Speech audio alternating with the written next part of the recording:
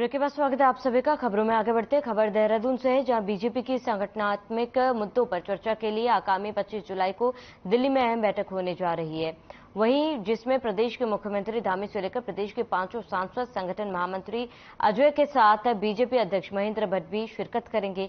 गौरतलब है कि बीजेपी सांसदों की सांगठनिक विषयों पर चर्चा और 2 माह के सघन अभियान को लेकर ये बैठक की गई है। हाल ही में संपन्न हुआ महाजनसंपर्क अभियान में सांसदों की सक्रियता और उन तमाम विषयों की चर्चा भी की जाएगी जिन्हें सांसदों के जरिए अमल में लाया जाना है, और इस दौरान उनसे जनता से आए फीडबैक और उसके आधार पर क्षेत्र में किए जाने वाले आगामी कार्यक्रमों को लेकर राय मशवरा भी की जाएगी। आपको बता दें कि बीजेपी सितंबर-अक्टूबर महीने में सांसदों के नेतृत्व में 2 माह का सघन अभियान चलाने जा रही है, और बूथ स्तर पर आयोजित होने वाले इस कार्यक्रम की रूपरेखा भी सभी सांसदों से विचार विमर्श कर बैठक में तैयार की जाएगी।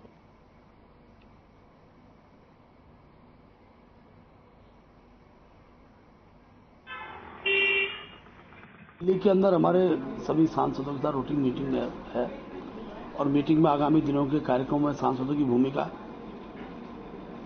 गांव-गांव प्रवास और जो कार्य हमारे जो सांसदों अपेक्षाएं, कोई बीच में हमारा महासंपर्क अभियान था, अनेकों कुछ बातें जो सांसदों द्वारा ही उनका समाधान होना है, उन सारे विषयों की चर्चा हम उस बैठक में करेंगे। और अक्टूबर, सितंबर, अक्टूबर 2 महीना जो है उनके सघन प्रवास हम लोग प्रत्येक बूथ स्तर पर करेंगे। उस कार्यक्रम की रचना उस बैठक में बढ़ाएंगे।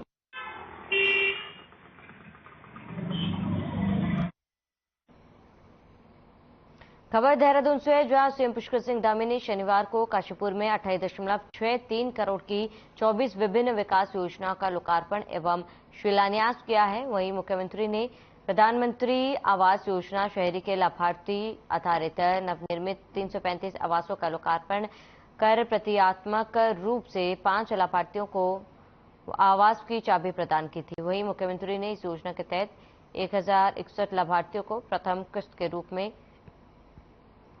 दी जाने वाली धनराशि के तहत 5 लोगों को प्रथम किस्त की धनराशि और आवास आवंटन पत्र सौंपे गए।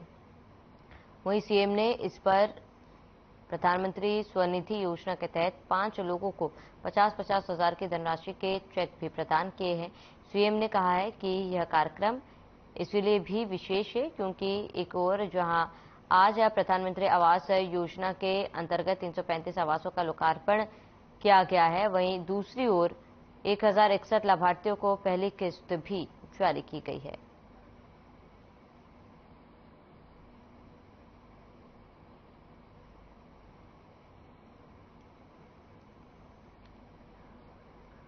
इसी बीच बड़ी जानकारी ऋषिकेश से आईडीपीएल के आवासीय कॉलोनी को खाली कराने का ये पूरा मामला, मौके पर पहुंचा प्रशासन और पुलिस बल।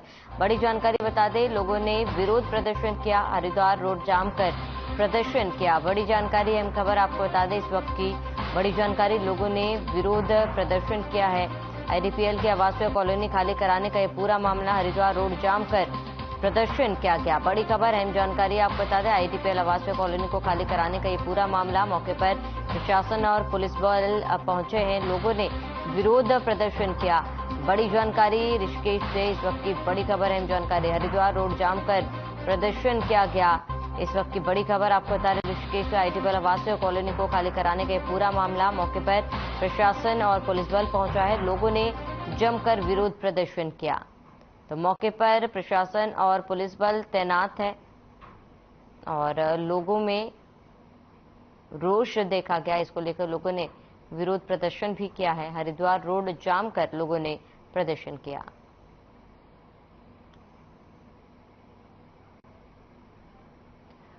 उत्तराखंड क्रांति दल के केंद्रीय मीडिया प्रभारी शिव प्रसाद सेमवाल ने प्रेस क्लब देहरादून में पत्रकार वार्ता की। उन्होंने कहा कि उत्तराखंड क्रांति दल पार्टी में युवाओं को जोड़ने को लेकर कैंपेन चला रहे हैं और युवा लोग इस पार्टी में जुड़ भी रहे हैं। उत्तराखंड राज्य को बनाने का योगदान उत्तराखंड क्रांति दल का रहा है। और इसी बीच शिव प्रसाद सेमवाल ने कहा है कि उत्तराखंड क्रांति दल के शीर्ष नेतृत्व ने 3 बार पार्टी के अधिवेशन का स्थान चेंज करने के बाद यह घोषणा की है कि यह अधिवेशन जो नवंबर में होगा, हम लोग इसका पुरजोर तरीके से खंडन करते हैं। वहीं उन्होंने मांग की है कि यह अधिवेशन समय पर हो।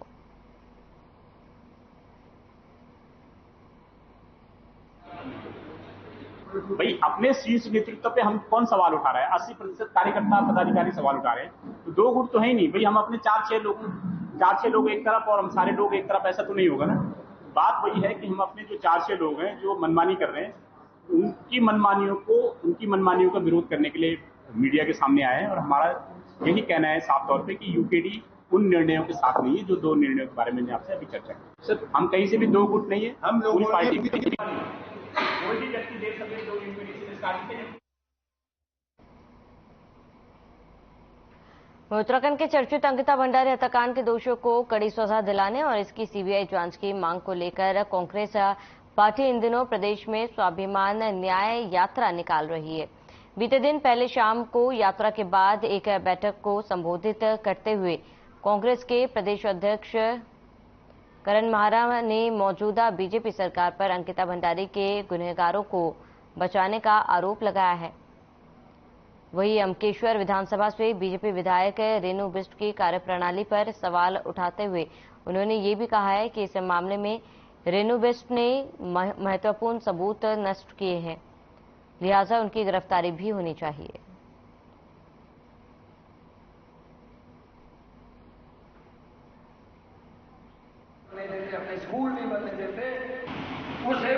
जिस तरीके से बेशर्मी से सरकार ने सबूत मिटाए,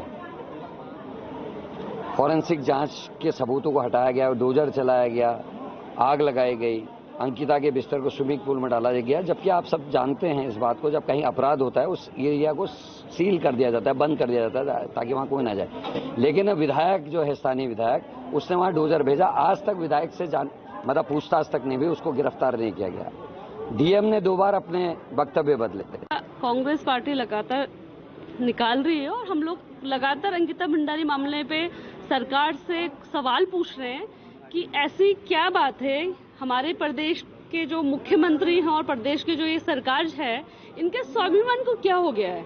हमारे प्रदेश की एक बेटी घर से निकले हुए 18 दिन हुए थे, उसके साथ यौन शोषण होता है, उसका होटल का मालिक एक्स्ट्रा सर्विस देने के लिए बोलता है एक वीवीआईपी को, और उसकी हत्या कर दी जाती है। लेकिन हमारे सरकार का मुंह कैसे भूलूं।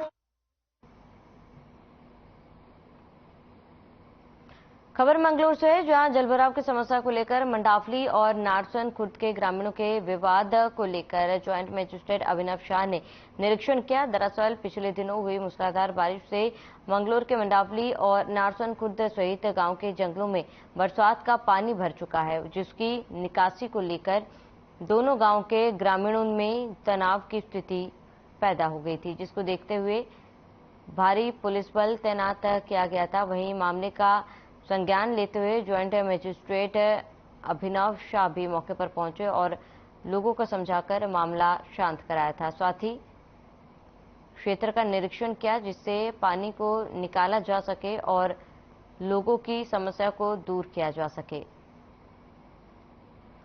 वही अभिनव शाह ज्वाइंट मजिस्ट्रेट ने कहा है कि निरीक्षण कर जलभराव की समस्या से निपटा जाएगा।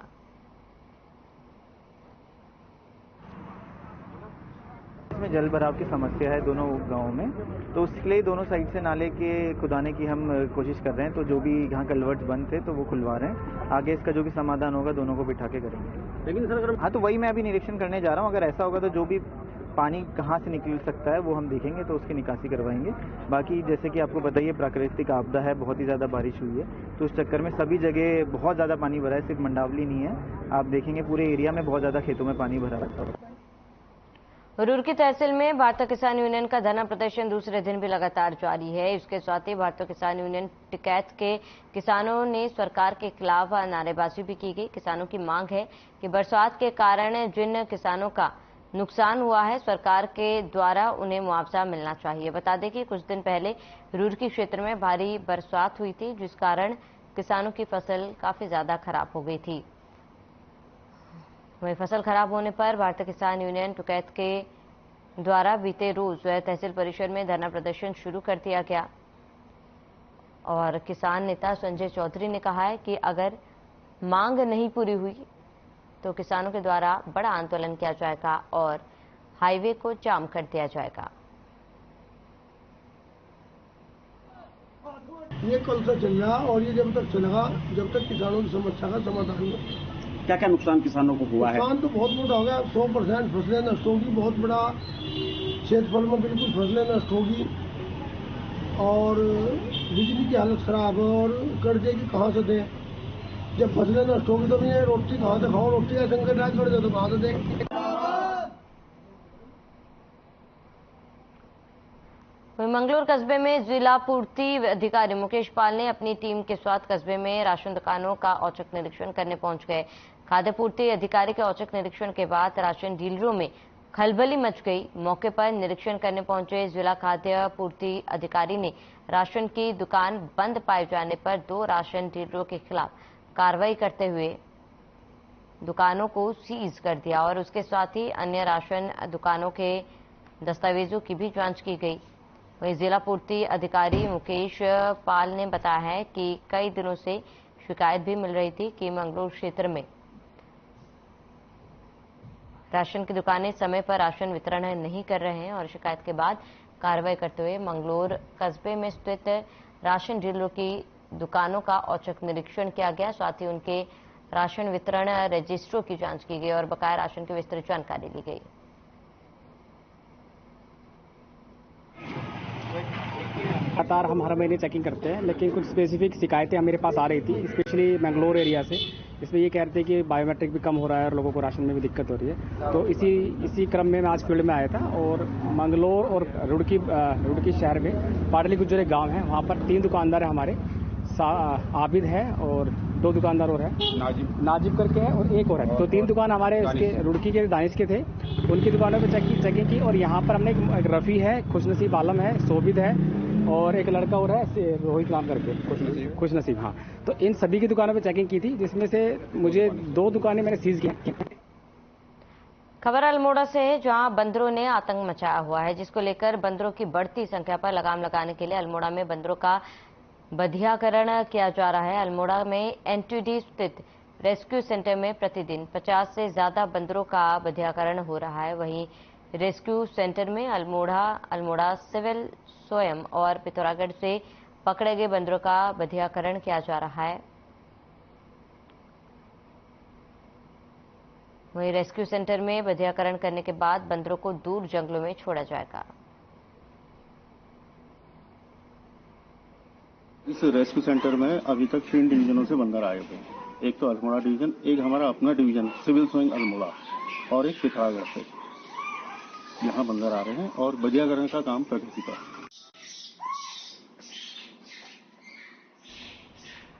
रुड़की सोत मोहल्ले वार्ड नंबर 33 में मदरसा मखदूम बख्श ने सामने गली में मगरमच्छ देखने से हड़कंप मच गया। साथ ही उनको बताते कि लोगों में दहशत का माहौल बना हुआ है। दरअसल आपको बताते कि रुड़की वार्ड नंबर 33 में मखदूम बख्श मदरसे के सामने गली में बीती रात अचानक से कुत्तों के भौंकने की आवाज से क्षेत्र में खलबली मच गई और लोगों की नींद खुली। तो लोगों ने सीसीटीवी चेक किया तो गली में एक विशालकाय मगरमच्छ घूम रहा है, जिसकी शिकायत दिल निकलने पर समाजसेवी मुबाशिर अली ने वन विभाग को दी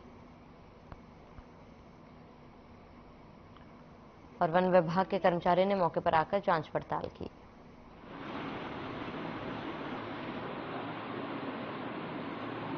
जब लोगों का फोन आया तो मैंने उसका मौके पे पहुंच के देखा, लोगों से पूछा कि ये बात सही है। उसके बाद में मैंने संबंधित अधिकारी फॉरेस्ट विभाग से बात करी। बात करने के बाद में उन्हें कहा तो वो लोग यहाँ पर आए अपनी टीम के साथ में। आकर उन्होंने जगह का मुआयना किया और उन्होंने देखा, सीसीटीवी फुटेज में भी साफ दिख रहा है कि एक मगरमच्छ जो है लोगों के घर के गेट के तक के आया है और वो वापस गया है, फिर दोबारा आया है। 2-3 जगह उसको देखा गया और कैमरे में रिकॉर्ड हुआ है कि बहुत बड़ा है, कि उसमें कुछ भी लोग संभावना है कुछ भी हानि होने की। आइए आपको सीधा ले चलते रुद्रपुर, जहां पर सीएम धामी क्या कुछ कह रहे हैं आपको सुनाते हैं।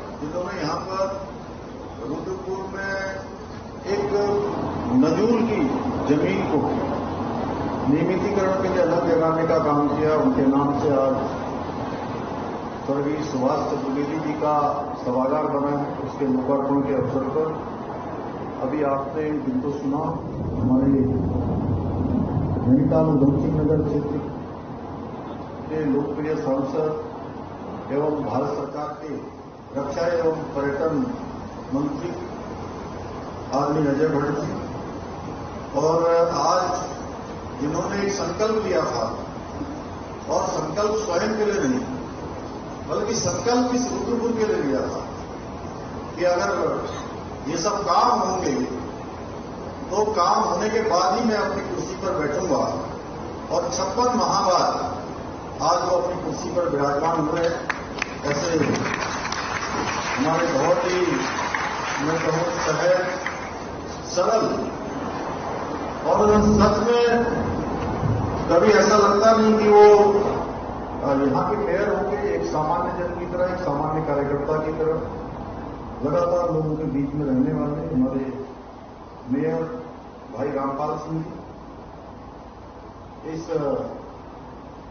रुद्रपुर के लोकप्रिय विधायक भाई सी बरोला जी, हमारे ददरपुर क्षेत्र के लोकप्रिय विधायक और उत्तराखंड सरकार के कैबिनेट मंत्री रहे आदरणीय अरविंद पांडे जी, हमारे भारतीय जनता पार्टी के जिलाध्यक्ष भाई कमल जिंदल जी, भारतीय जनता पार्टी के प्रदेश महामंत्री भाई सुरेंद्र चौधरी, हमारे प्रदेश मंत्री श्री पुष्कर काला जी, श्री विकास शर्मा जी, श्री गोविंदर सिंह चंदोक जी, हमारे मार्गदर्शक, जिनके बारे में आदरणीय अजय भट्ट जी ने कहा, और वो कभी भी किसी को भी कहीं पर रोक लेते हैं।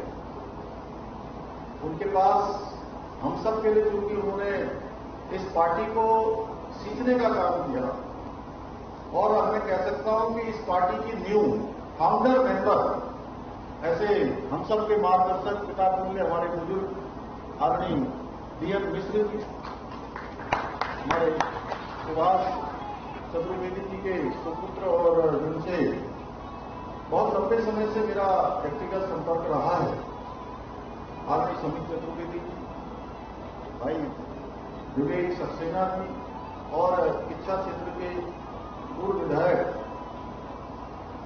आदरणीय राजेश शुक्ला जी, हमारे व्यापार मंडल के अध्यक्ष गुरमीत जी, एवं सभी यहाँ पर उपस्थित, अपने सामने हमारे कल्याण जी हैं, दत्ता जी हैं, उन भाई, हमारे जिलाधिकारी जी, और आईजी एसएसपी चौहान साहब, चुन साहब, और हमारे सभी मल्होत्रा जी समेत हमारी खजाना जी से लेकर हमने किस किस का नाम नहीं लिया। अगर मैं नाम लूंगा तो मैं रुद्रपुर में जो है बहुत सारे लोगों को, हमारी रावत बहन जी कह रही हूँ कि मेरा नाम तो सभी जानते हैं, लेकिन लता जी, गोरा जी, राम बाबू जी, सभी उपस्थित, सभी हमारे रुद्रपुर के सभी पदाधिकारी, सभी इस कार्यक्रम में पधारे उपस्थित सभी भाइयों एवं बहनों, हमारे सभी नगर निगम के, जिन्होंने बड़ी संख्या में आज जब हमारा कार्यक्रम शुरू हुआ, आज नगर की शुद्धता के लिए, यहाँ की उन्नति के लिए, राज्य की उन्नति के लिए, देश की उन्नति के लिए, जो उन्होंने हम सब के हाथों बहुत ही शुद्ध वातावरण निर्मित हो, इसके उद्देश्य से हवन करवाया। ऐसे सभी मेरे पर्यावरण मित्र, मेरे सभी भाई, मैं उनका भी धन्यवाद करना चाहता हूं, क्योंकि उन्होंने विशेष रूप से आज एक शुभ काम यहाँ आज हम सबके हाथों करवाया। आज के इस कार्यक्रम के माध्यम से रुद्रपुर में लगभग 24 करोड़ से भी अधिक विकास की योजनाओं का यहाँ पर लोकार्पण हुआ है, जिसमें नगर निगम का नवनिर्मित सभागार जिसमें हम बैठे हैं, ये सभागार जो कि बहुत ही शानदार बना है, हाईटेक तरीके से इसका निर्माण हुआ है, इसके ऊपर भी इसका निर्माण हो रहा है, और जैविक कूड़े से कंप्रेस बायोगैस प्लांट सहित सड़क निर्माण के अनेकों कार्य इसमें शामिल हैं। कंप्रेस बायोगैस बनाने के लिए जिस प्लांट का लोकार्पण किया गया है, जो आज यहाँ प्रारंभ हुआ है, उससे आने वाले समय में निश्चित रूप से। और चलिए इसी के साथ इस बुलेटिन में फिलहाल में इसे देते हैं। देश प्रदेश की तमाम बड़ी खबरों के लिए बने रहे हमारे साथ।